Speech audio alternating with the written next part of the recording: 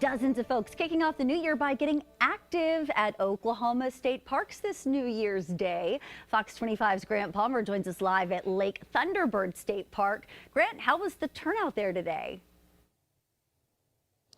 Well, Wendy, with the beautiful weather, there was a big turnout here at Lake Thunderbird as folks brought out their friends, family members, and furry ones to get active and start the year off right.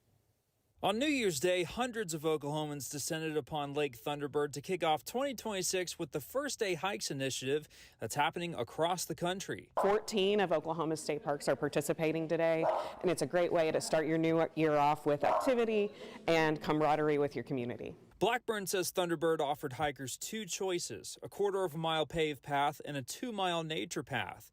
The overwhelming majority actually decided to challenge themselves with a 2-mile trek, including Bonnie and Tony St. John. So do you guys think you'll be good for 2 miles today? Oh, I think so. That'll be easy. We got to get ready. We've been to Zion and we've been to Bryce Canyon and Sedona and different places in the past, and we're just hoping to be able to get back into that track. Bonnie tells me a few things brought them out to the state park on New Year's Day.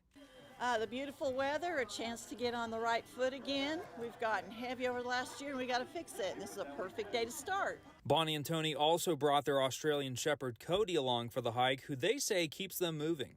He does. Yes. He's been a great travel companion, and we're looking forward to doing some more in 26. Love so it. It's been good. It's a great day for it, and everybody seems to be having fun and in a good mood. So. Blackburn says this was their 14th straight year of hosting the First Day Hikes initiative, and says hikers also received tokens and stickers to celebrate. Reporting live, Grant Palmer, Fox 25 News.